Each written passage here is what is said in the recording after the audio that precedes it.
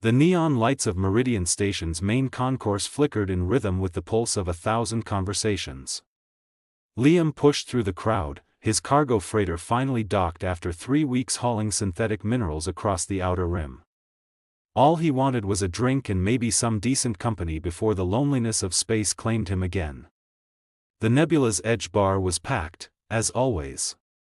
Traders, smugglers, diplomats, and drifters all mingled in the smoky atmosphere, their various species creating a tapestry of colors and sounds. Liam squeezed toward the bar, catching the bartender's attention with a practiced wave. That's when he saw her. She sat alone at the corner of the bar, swirling amber liquid in a crystalline glass. Her dark hair fell in waves over bare shoulders, and she wore a simple black dress that somehow made her stand out more than any elaborate costume could. But it was her eyes that captured him, deep violet, unusual even in this cosmopolitan hub, filled with an intelligence that suggested she saw more than most. Their gazes met, and she smiled. Not coy, not inviting, but knowing. As if she'd been expecting him. "This seat taken?" Liam heard himself ask, suddenly forgetting his exhaustion. "Only if you have something more interesting to say than the last 5 men who asked," she replied, her voice carrying an accent he couldn't quite place, refined but with an edge of something wild beneath. Liam laughed. "I could tell you about the time I accidentally dropped a cargo container of live Praxian eels onto a consular ship, but that might be too interesting." Her laugh was genuine, musical. "Sit. I need to hear this." He slid onto the stool beside her, and the conversation flowed like stellar wind. She introduced herself as Elena, claimed to be a cultural attaché, vague enough to be believable in a place like this. Liam told her about his life as a freight hauler, the freedom of the trade routes, the weight of solitude between the stars. But it was more than words. There was electricity between them, a magnetic pull that grew stronger with each passing minute. She leaned closer when he spoke, her fingers occasionally brushing his arm. He found himself studying the curve of her neck, the way her lips moved when she smiled. "You're different from most people here," Elena said, her voice dropping to something more intimate. "You're not trying to be anyone but yourself." "Maybe that's because I don't know how to be anyone else," Liam admitted. "Out there in the black, pretense doesn't mean much." She reached out, her fingers tracing a line along his jaw. "Good. I'm tired of pretense." The bar had grown quieter, or perhaps the world had simply narrowed to the two of them. Her violet eyes held promises and mysteries in equal measure. "There's a private observation deck on level 7, she said softly. "The stars are beautiful from there." Liam's heart hammered. "Are we still talking about stars?" Elena's smile turned wicked. "Come with me and find out."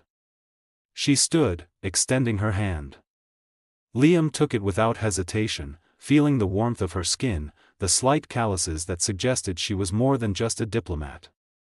As they left the bar together, he noticed several people watching them, their expressions ranging from shock to something like fear. He dismissed it. In a place like Meridian Station, everyone had secrets. The observation deck was deserted, a transparent dome offering a panoramic view of the swirling nebula beyond the station. Colors shifted and danced, sapphire blues bleeding into crimson reds, all surrounded by the infinite black studded with distant suns. But Liam barely noticed the view. Elena stood before the window, her silhouette outlined by starlight, and when she turned to face him, the hunger in her eyes made his breath catch. "Do you know what it's like," she asked, moving toward him with predatory grace, "to always be watched? To never have a moment that's truly yours?" "I can't imagine," Liam admitted, his voice rough. "Then let me tell you." She closed the distance between them, her hands sliding up his chest. "It's suffocating. Exhausting. Every word calculated, every gesture rehearsed. But right now, in this moment." She rose on her toes, her lips a breath away from his.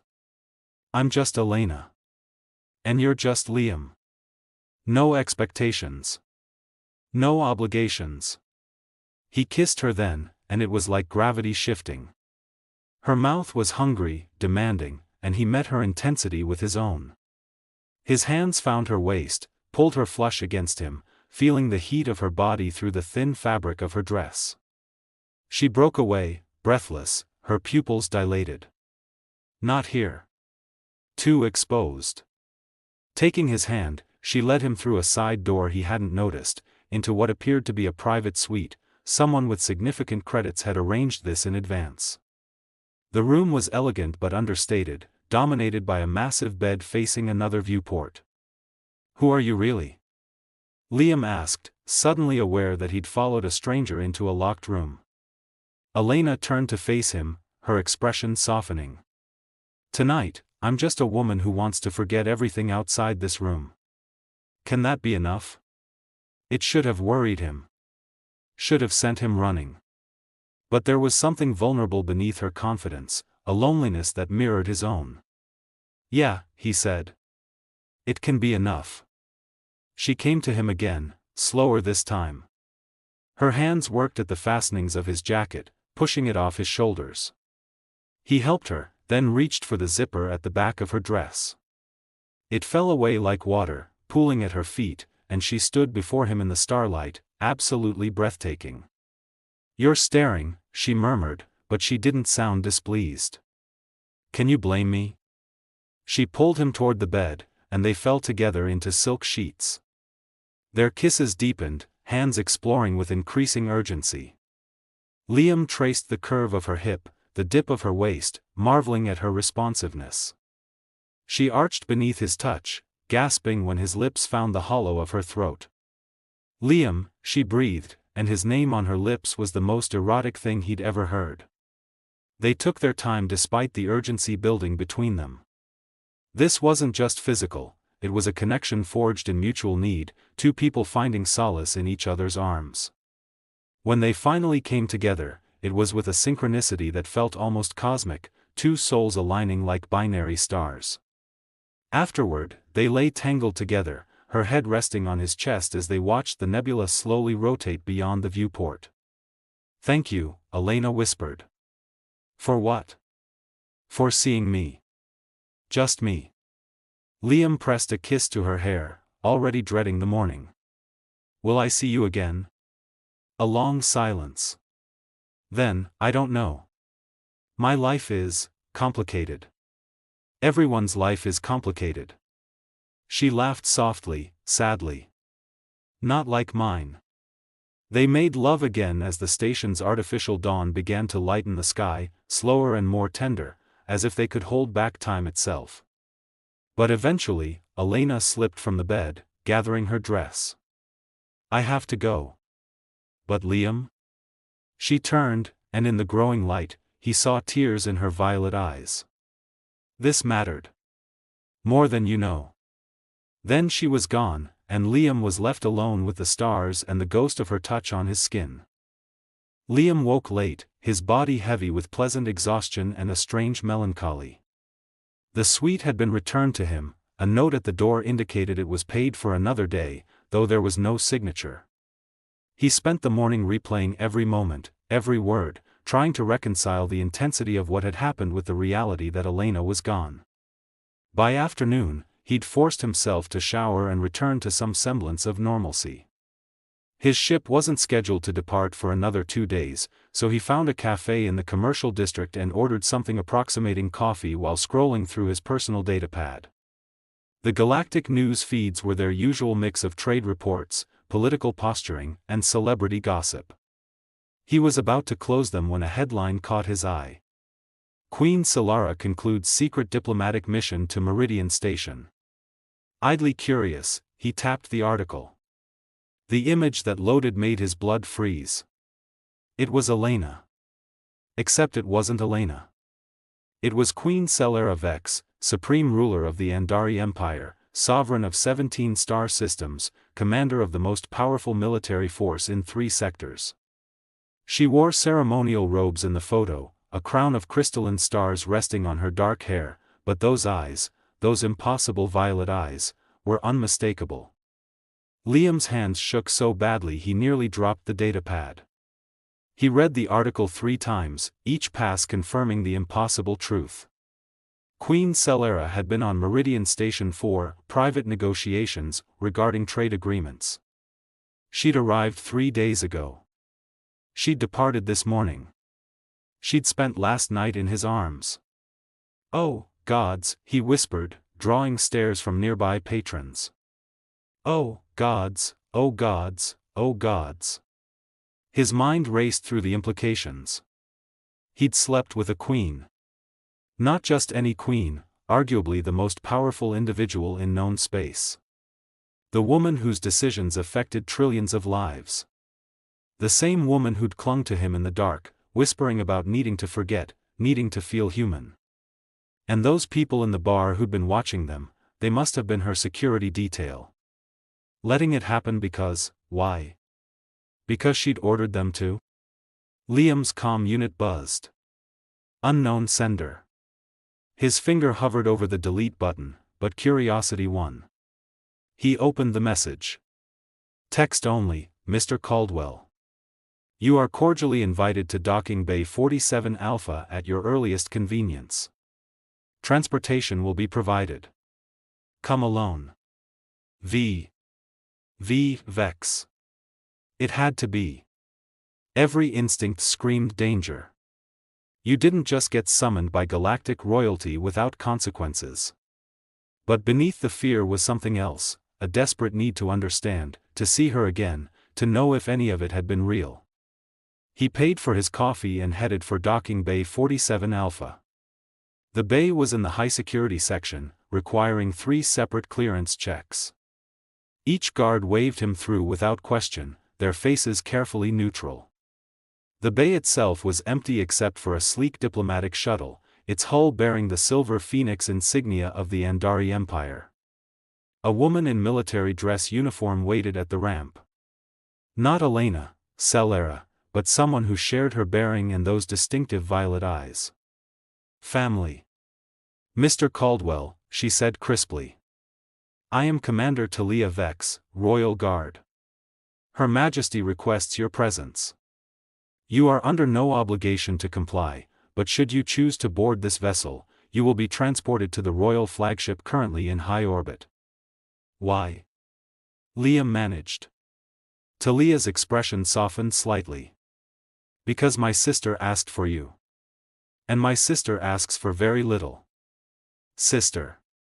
This was the Queen's sister standing before him. Am I in danger? Only if you intend harm to the throne. Do you? No. Gods, no. Then you're safer than you've ever been in your life. She gestured to the ramp. The choice is yours, Mr. Caldwell. Liam looked up at the shuttle, then back at the station sprawling behind him. He thought about his cargo ship, his simple life, the careful anonymity he'd cultivated. Then he thought about Elena's tears, her whispered thanks, the way she'd held him like he was the only solid thing in a spinning universe. He climbed the ramp. The royal flagship Sovereign Dawn was less a ship and more a floating city. Liam had seen capital vessels before, but nothing like this, 5 kilometers of elegant architecture and deadly firepower wrapped in adaptive armor that shimmered like oil on water. The shuttle docked in a private bay that was itself larger than most stations he'd visited. Commander Talia led him through corridors that shifted between military efficiency and palatial luxury. Guards stood at intervals, their weapons sophisticated enough to turn him to vapor before he could blink. Everyone they passed bowed deeply to Talia, then shot curious glances at Liam. Where are we going? He ventured. The private residential section. Her Majesty doesn't typically conduct personal meetings in the throne room. The slight emphasis on personal made Liam's cheeks heat.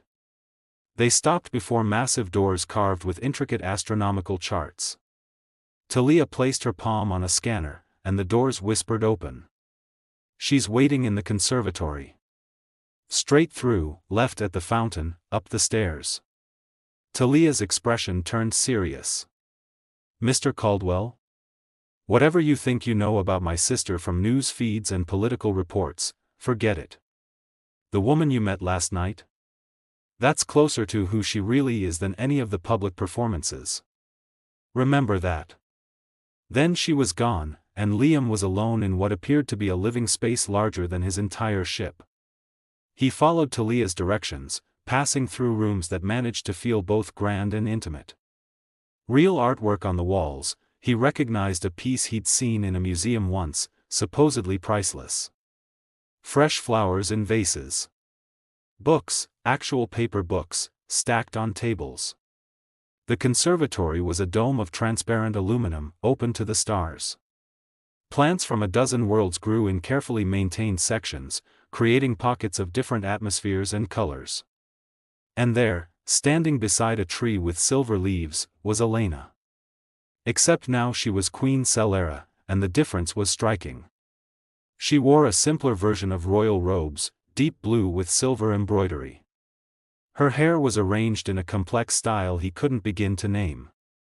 But when she turned and their eyes met, all the trappings of royalty fell away. "You came," she said softly. "You asked. And I needed answers. That's fair." She moved toward him, but stopped several feet away, as if uncertain of her welcome. "I imagine you're angry. Confused, mostly. Terrified, definitely. Angry?" Liam considered. "No. You never lied to me. You said you were tired of pretense, that your life was complicated. I just didn't understand how much." Celera laughed, but it was brittle. An understatement. "Liam, I need you to understand something. What happened last night, it wasn't a game. It wasn't some royal indulging in slumming with commoners. For one night, I got to be just a person. Do you know how rare that is for someone in my position? So what am I doing here? Why bring me to your flagship? Surely letting me walk away would be easier." She closed the distance between them, taking his hands in hers. "Because I couldn't let you think it didn't matter. Because when I woke up this morning and you were still sleeping, I had a choice to make. I could disappear, leave you with a pleasant memory and no complications. Or..." She took a shaky breath. "Or I could be brave enough to let someone see all of me, not just the parts that fit a single night." "Celera. Let me finish. Please." Her violet eyes were intense, vulnerable. "I'm offering you a choice, but I need you to understand what each option means. Option 1, I have my people arrange a generous compensation package. You sign a non-disclosure agreement, return to your ship, and we never see each other again. You'll be set for life financially, and your reputation will be protected." Liam's heart sank. "And option 2? She stepped closer, her voice dropping. "You stay. Not forever, not as anything official. But you stay for a while, let me get to know you properly. Let me be Elena sometimes, when the weight of the crown becomes too much. And in return..." She hesitated. "In return, your life becomes exponentially more complicated.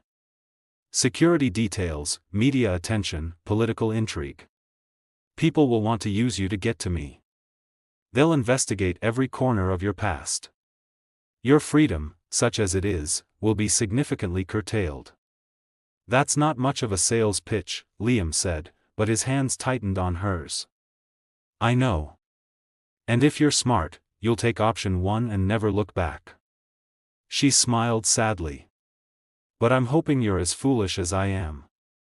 Liam pulled her close, feeling her surprise, then her surrender as she melted into his embrace. "I'm a cargo hauler who just spent the night with a queen without knowing it. I'm clearly not smart." She laughed against his chest, and he felt the tension drain from her body. "Is that a yes?" 3 days aboard the Sovereign Dawn taught Liam more about the reality of power than he'd learned in his entire life. Celera hadn't exaggerated about her schedule.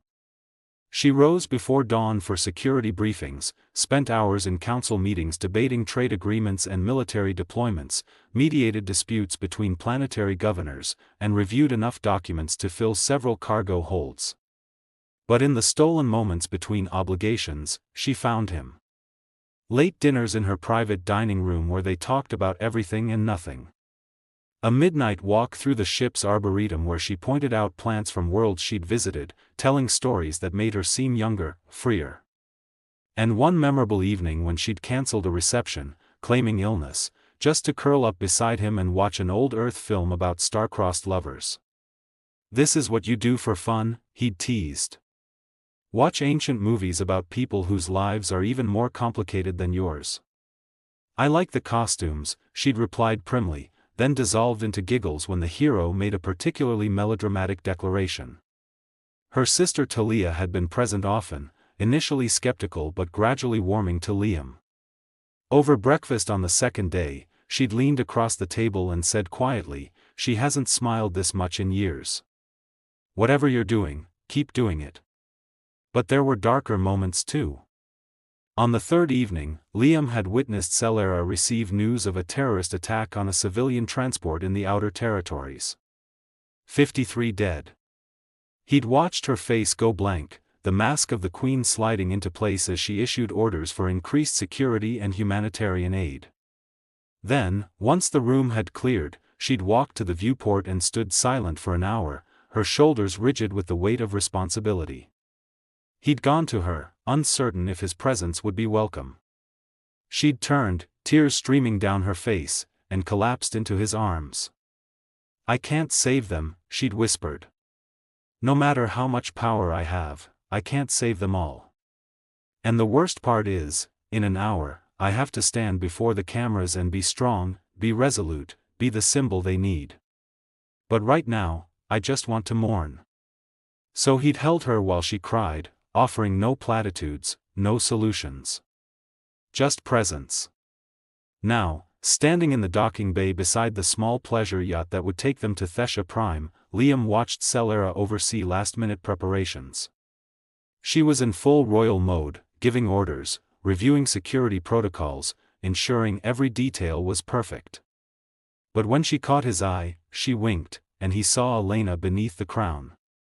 "Your Majesty," one of her advisors said, approaching with a datapad. "There's been a development with the Corellian situation. It requires immediate attention." Celera's jaw tightened.